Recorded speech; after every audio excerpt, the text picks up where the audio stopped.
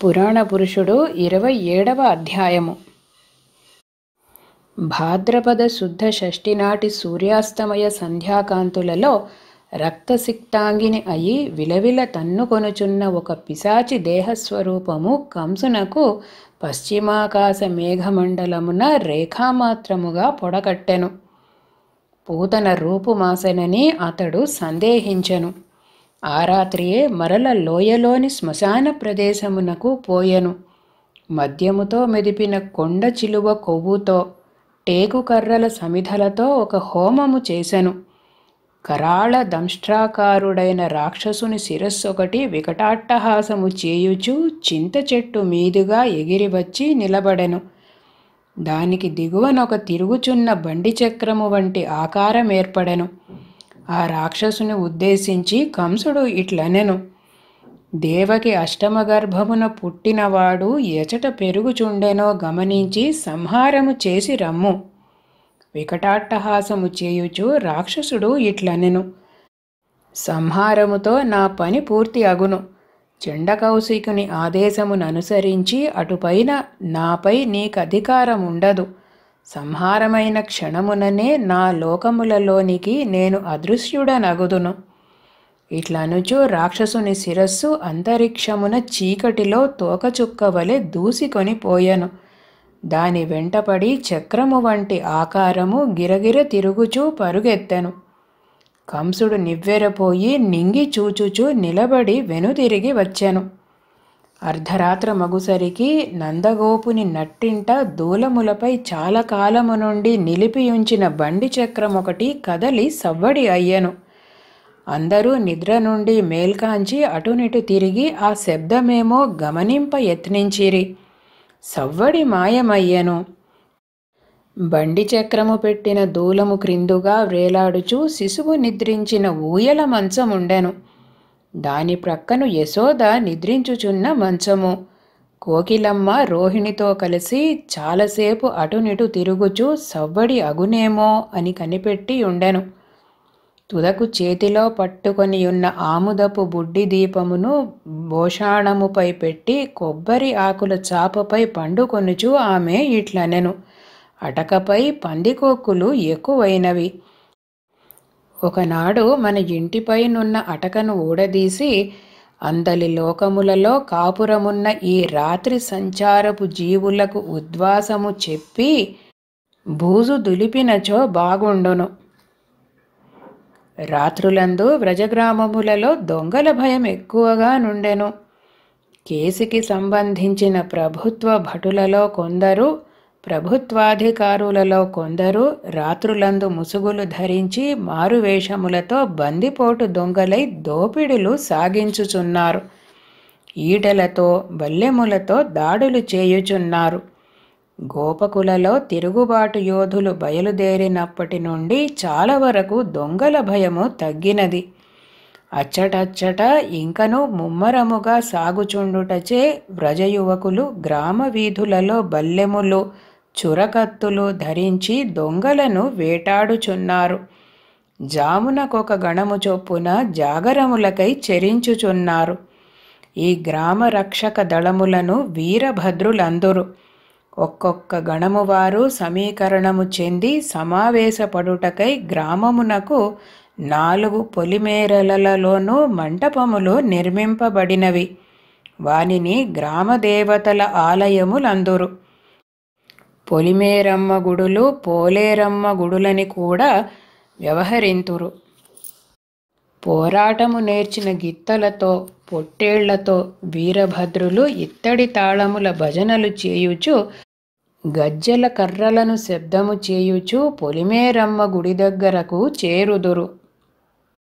చేరినప్పుడెల్లా వారి కొరకై వండి వేడిగా సిద్ధము చేసియుంచిన పులగము పెట్టబడును. స్థానికులైన సాయుధ భటులు ఆలయమున నిలబడి సంచారము చేయుచున్న వీరభద్రులకు పులగములు వండి పెట్టుచు వారి క్షేమమును గమనించుకొనుచుండవలెను. అట్లు నిలబడిన స్థానిక భటులను క్షేత్రపాలు రందురు. వారికే పోతురాజులు అని కూడా పేరు. విపత్కర పరిస్థితులలో ఆవశ్యమునకై వారి దగ్గర గిత్తలు పొట్టేళ్ళు కట్టబడి ఉండును. పోతురాజులు నిలబడి ఆనుకొని చూచుచుండుటకు గుంజలు పాతబడి ఉండును. వానిని క్షేత్రపాల శృంగములు లేక పోతురాజు కొయ్యలు అందురు. వీరందరికిని రాత్రి పులగములకై ధాన్యమును పెసరపప్పును వారమునకొక మారు గ్రామవాసులు ఇంటింటికి వరుసగా పంపుటకు ఏర్పాటు చేయబడినవి. ఈ పంపబడు తినుబండారములకు బలి అని పేరు. ఆనాటి అర్ధరాత్రమున నందుని పల్లె నలుదిక్కులా నున్న క్షేత్రపాలకులకు నందుని ఇంటి కప్పుపై ఒక రాక్షసుని శిరసు నోరు తెరచుకొని కోరలతో వికృత హాసములతో చూపట్టెను.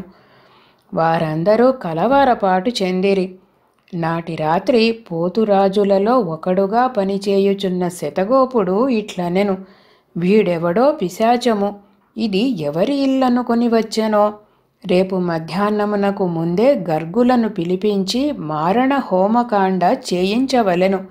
మొన్ననే ఒక దయ్యము పట్టిన ఆడుది నందగోపుని ఇంటికి వచ్చి చనిపోయినది. మరునాడుదయమున యశోదయు రోహిణియు బాలునకు స్నానము చేయించి బొట్టు కాటుక పెట్టి ఊయల తొట్టెలో నిద్రపుచ్చి గృహకృత్యములలో నిమగ్నలై ఉండిరి. ఆకస్మికముగా దూలముపైనున్న బండి చక్రము కదలి గిర్రున తిరిగెను. దూలమునకు వ్రేలాడుచున్న ఊయల తొట్టిలోని బాలుడు కెవ్వున కేక పెట్టి కాలు చేతులు కదిలించెను. బండి చక్రము వేగమెక్కువై రివ్వున శబ్దము చేయుచు వేగముగా ఊయల మంచములోనికి దొరలెను. చక్రము వేగమునకు నిప్పులు పుట్టి చక్రము చుట్టూను నిప్పురవ్వలు కనిపించెను. అంత వేగముతో పడుచున్న చక్రపుటంచు తొట్టిలోని బాలుడు విసరుచున్న కాలికి తగిలెను. చక్రము మరల పైకెగిరి పెళ్ళున బ్రద్దలై త్రుంపులయ్యెను. దాని నుండి రక్తము చిమ్మిన గ్రోవి నుండి వలె గోడలపై పడెను. విరిగిన చక్రపు ముక్కలు నేలపై పడునంతలో దేహఖండములై ఎముకలు, కనుగ్రుడ్లు, కాళ్ళు, చేతుల ముక్కలు, మొండెము నుండి కండలు, తుండెములు, గుండెకాయ, ప్రేగులునై క్రింద పడెను. బాలుడు నింగి చిల్లు పడునట్లు ఏడ్చుచుండెను. మంత్రసాని కోకిలమ్మ పరిగెత్తుకొని వచ్చుసరికి గది అంతయు ఒక రాక్షసుని వేటాడినట్లుండెను. పిశాచముల వంట ఇంటి వలె భీభత్సముగా నుండెను. కొలది క్షణములలో అన్నియూ మాయమై బండి చక్రపు కర్రల ముక్కలు పడియుండెను. కోకిలమ్మ పెట్టిన కేకలకు బొబ్బలకు యశోద, రోహిణి, మిగిలిన గోపకాంతలు పరిగెత్తుకొని వచ్చిరి. రాక్షసుని దేహఖండములు చూచి తినని కోకిలమ్మ చెప్పగా ఎవ్వరూ నమ్మరైరి. ఇంతలో శతగోపునితో గర్గులు పుణ్యాహవాచన ద్రవ్యములతో ప్రవేశించిరి. ముంగిలిలో అడుగుపెట్టుచునే ఇట్లనిరి, పిశాచము వచ్చుట చచ్చుట కూడా మనము బయలుదేరు లోపుననే జరిగిపోయెను. ఇతడు శకటాసురుడను పిశాచము. చండకౌశికుని శిష్యుడు ముండకౌశికుడు కంసుని రక్షించుటకై చేసిన విశ్వామిత్ర సృష్టి ఇది. ఇచటనున్నది వశిష్ఠ పీఠమని వారెరుగరు కాబోలు. తెచ్చిన పుణ్యాహవాచన ద్రవ్యములను వ్యర్థము చేయుటెందులకు? ఎల్లుండి ఎట్లునో బాలకులకు నామకరణ మహోత్సవమున్నది కదా, దానికి పుణ్యాహక వాచనము నేడే జరిపెదము అని నవ్వుచూ వేదోక్తముగా పుణ్యాహ ప్రక్రియ జరిపి బాలునకు సకల దేవతా కవచమంత్రము న్యాసము చేసెను. ఇతని కన్నులను సూర్యచంద్రులు, నాసాపుటములను అశ్వినులును, చెవులను బృహస్పతి, నోటిని అగ్నిహోత్రుడు, హస్తములను ఇంద్రుడు, పాదములను వాయువు భద్రముగా పరిపాలింతురుగాక. హృదయమును సర్వశరీర రూపుడైన విష్ణువు పరిపాలించునుగాక అని మంత్రవాక్కులు పలికి గర్గులు బాలుని చెవిలో తులసీదళముంచిరి. అతడు న్యాసము చేసిన దేవతల క్రమమును గుర్తుపెట్టుకొని కోకిలమ్మ దానినొక జోలపాటగా కూర్చెను. నాటి నుండి అదే జోలపాటను బాలునకు పాడుచుండిరి. ఓ